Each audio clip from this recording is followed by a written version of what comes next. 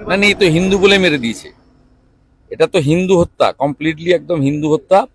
এবং সুজিত দাস বয়স 23, ওনার পুত্র, আপনার পুত্র সুধীর পাইক ওনার পিতা।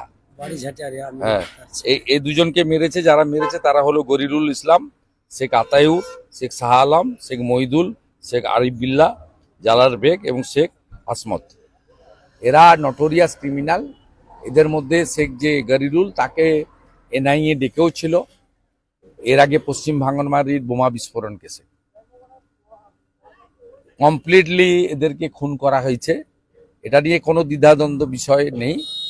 আমি ভোর 5:30টার সময় আমাদের পঞ্চায়েত সমিতি বিরোধী দলনেতা জেলার সম্পাদক পবিত্র দাসের সঙ্গে আমি 5:30-5:40 থেকে আমরা টাচে আছি এবং পরিবার আমার পাশে দাঁড়িয়ে আছে।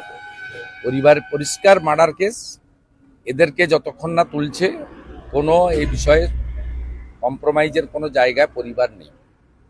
এবং পরিবারের পক্ষ থেকে রাজ্য সরকারের হসপিটালে ময়না তদন্ততে আপত্তি নেই, কিন্তু স্বাস্থ্য দপ্তরকে বা সিওমইচকে স্বাস্থ্য দপ্তরের মাধ্যমে কেন্দ্রীয় হসপিটাল থেকে কোনো ডক্টরকে এনে পোস্টমর্টম করতে হবে, 1 নম্বর।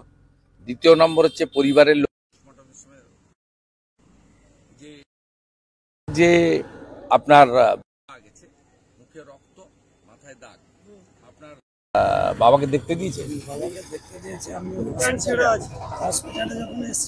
ছেড়া আছে, হ্যাঁ দাগ আছে। তো দেখুন, একদম কমপ্লিটলি বাড়ির লোকদের বক্তব্য দেখুন, এই হিন্দু বলে খুন করেছে, ছাড়া হবে না। বেলা 12টা থেকে খেজুরি জুড়ে বিক্ষোভ হবে 1 ঘন্টা, 12টা থেকে 2টো পর্যন্ত। এবং আগামী সোমবার দিন খেজুরি সমস্ত হিন্দু সংগঠন, মন্দির কমিটি, পূজা কমিটির পক্ষ থেকে খেজুরি বন্ধ রাখা হচ্ছে। জাতীয় সড়ক, যেহেতু দীঘার টুরিস্টরা যায়, জাতীয় সড়ক এই বন্ধের আওতার বাইরে থাকবে, সর্বাত্মক বন্ধ করা হবে। এবং আমি নিজে বন্ধের সমর্থনে জনকা থানা থেকে বিদ্যাপীঠ মিছিলে নেতৃত্ব দেব।